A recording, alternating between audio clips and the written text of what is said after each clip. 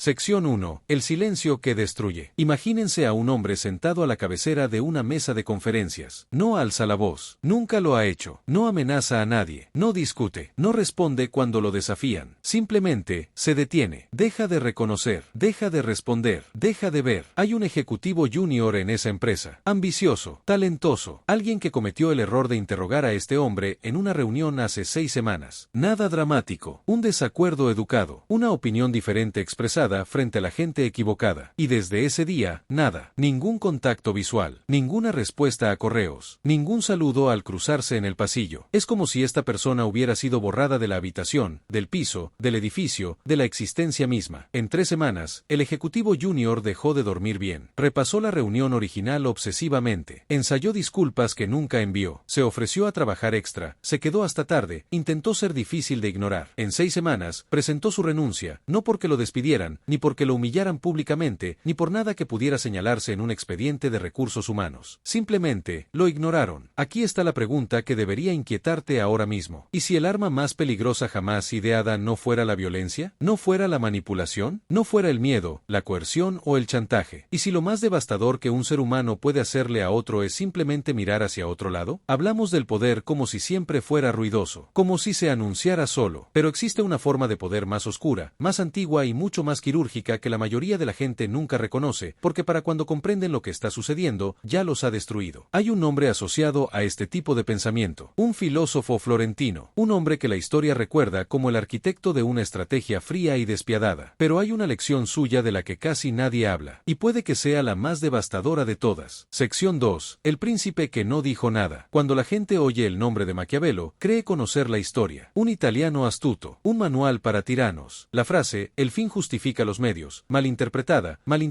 y repetida hasta la saciedad como abreviatura de corrupción moral. La gente cree que Maquiavelo se centraba en la manipulación a través de la acción. Conspiraciones, complots, traiciones. Pero hay una lección oculta tras las más famosas, que los historiadores rara vez analizan y que los lectores modernos casi siempre pasan por alto. No se trata de lo que hace un gobernante, sino de lo que decide no ver. En la Florencia del siglo XV, la supervivencia política no era solo cuestión de ejércitos y alianzas. Era cuestión de economía de la atención. La corte de los Medici, las cámaras del poder florentino, estos eran ecosistemas donde el reconocimiento era la moneda de cambio, y la retirada del reconocimiento, una sentencia. Maquiavelo observaba esto con la mirada fría de un hombre que ya lo había perdido todo. Había sido torturado, exiliado, humillado, y en su exilio, escribiendo en una granja a las afueras de la ciudad, documentó algo escalofriante, que la manera más eficiente de destruir a un rival no era enfrentarlo, era eliminarlo. Los romanos lo comprendían instintivamente. Tenían una práctica formal llamada damnatio memoriae, condena de la memoria. Cuando el Senado decidía que un emperador o general se había vuelto demasiado peligroso, demasiado deshonrado, demasiado amenazante para el orden existente, no solo lo mataban, lo borraban. Se cincelaban los rostros de las estatuas, se raspaban los nombres de los registros públicos, se alteraban las inscripciones, se hacía que la persona, en el sentido más literal, nunca hubiera existido. Y el efecto psicológico en quienes la habían conocido, trabajado a su lado, admirado, era devastador. No era solo borrar al objetivo, era una advertencia para todos los que observaban. Así es como se ve perder el reconocimiento. Esto es lo que significa quedar fuera de la mirada del poder. Este no es un hábito pasivo-agresivo moderno. No es el silencio mezquino de alguien que te da la espalda después de una discusión. Lo que Maquiavelo observó, y lo que los romanos institucionalizaron, fue algo mucho más deliberado. Una retirada estratégica, quirúrgica y calculada del reconocimiento como herramienta de dominio. La pregunta es, ¿cuán profundo es esto? Y la respuesta, una vez que comprendes la psicología, es mucho más profunda de lo que te gustaría. Sección 3. ¿Por qué ser ignorado rompe la mente humana? En 2003, la neurocientífica Naomi Eisenberg realizó un experimento que cambió nuestra comprensión del dolor humano. Colocó a los participantes dentro de escáneres cerebrales y les pidió que jugaran un sencillo juego virtual de lanzamiento de pelota con quienes creían que eran otros jugadores en línea. A mitad del juego, los demás jugadores dejaron de pasarse la pelota. Empezaron a excluir al participante. Solo un videojuego, solo píxeles, solo desconocidos. Los escáneres cerebrales revelaron algo que dejó atónita a la comunidad científica. Las regiones del cerebro que se activaron durante esta exclusión social, la corteza cingulada anterior dorsal y la ínsula anterior, eran exactamente las mismas que se activan cuando experimentamos dolor físico. El cerebro, a nivel neurológico, no distingue entre recibir un puñetazo y ser ignorado. Ambas se registran como lesiones. Ambas activan los mismos sistemas de alarma. Pensemos un momento. El cerebro humano interpreta la exclusión social como un daño. No metafóricamente, metafóricamente, sino literalmente. Kipling Williams, psicólogo que dedicó décadas al estudio del ostracismo, identificó lo que denominó el modelo de amenaza de necesidad temporal. Cuando una persona es ignorada, incluso brevemente, incluso por un desconocido, no solo repercute socialmente, desencadena una crisis existencial multidimensional que ataca simultáneamente 4 necesidades humanas fundamentales: la necesidad de pertenencia, la necesidad de autoestima, la necesidad de control y la necesidad de una existencia plena. Ser ignorado no solo duele, desestabiliza la estructura de la persona que uno cree ser. Por eso las organizaciones de derechos humanos clasifican el aislamiento como una forma de tortura, no por lo que le hace al cuerpo. El cuerpo recibe alimento, agua y refugio. Es tortura por lo que la ausencia de reconocimiento humano le hace a la mente. Los presos en aislamiento comienzan a alucinar, desarrollan graves trastornos de ansiedad. Su función cognitiva se deteriora. Algunos pierden por completo la capacidad de pensar coherentemente. Todo porque nadie los mira. Ahora, bajemos esto de lo clínico a lo insoportablemente cotidiano. Piense en la persona que envía un mensaje y ve aparecer la confirmación de lectura, y luego nada. Piense en el empleado que hace una sugerencia en una reunión y ésta desaparece en el aire, solo para ser elogiado minutos después cuando alguien más dice lo mismo. Piense en el compañero que habla y habla y habla, y poco a poco se da cuenta de que sus palabras llegan a alguien que ya se ha ido, emocionalmente, sin inmutarse. Nos decimos que estas cosas son insignificantes, irritantes, pero no graves. Nos decimos que estamos siendo hipersensibles, pero tu sistema nervioso sabe más. Tu cerebro trata esos momentos como heridas, y las heridas, al acumularse, crean un daño que no se detecta en ningún escáner, solo en el comportamiento. Sección 4. Cómo los maestros del poder utilizan la ignorancia como arma. Ahora llegamos a la parte que lo hace peligroso, porque una vez que comprendes lo que la ignorancia le hace al sistema nervioso humano, empiezas a ver que algunas personas, las calculadoras, las de mentalidad estratégica, los oscuros y pacientes arquitectos del control, ya saben todo esto. Lo saben desde hace años, y lo usan con precisión. La primera técnica es el tratamiento silencioso del narcisista. Esta es quizás la forma de ignorancia armada más utilizada en las relaciones personales. Un narcisista no usa el tratamiento silencioso porque esté herido y no sepa cómo comunicarse. Lo usa porque ha aprendido, a base de ensayo y error, que retirar la atención produce pánico en su víctima. Saben que lo perseguirás, saben que el silencio será insoportable, y lo dejarán extenderse, horas, días, a veces semanas, hasta que hayas renunciado por completo a tu posición, te hayas disculpado por cosas que no hiciste y le hayas entregado el control de la dinámica en bandeja. Entonces, y solo entonces, regresará, y el alivio que sientes al regresar es tan abrumador que te vinculas más profundamente con el que antes. El silencio no fue un castigo, fue una correa que se apretaba. La segunda técnica es lo que podríamos llamar la atención selectiva del alfa. Las personas de alto estatus en las jerarquías sociales o profesionales comprenden intuitivamente que su atención es un recurso, y, como todos los recursos escasos, su valor se determina por la selectividad con la que se distribuye. Un líder que reconoce a todos por igual no tiene poder sobre nadie, pero un líder que concede su atención a ciertas personas y la niega a otras, crea una arquitectura social invisible donde las personas compiten por el reconocimiento. Quienes reciben la mirada se sienten elevados, quienes no, se sienten obligados a ganársela. Todo el ecosistema se reorganiza en torno a la línea de visión de una persona. La tercera técnica es el borrado corporativo. Esta es quizás la más silenciosa y devastadora de todas, porque ocurre sin una sola acción documentable por RR.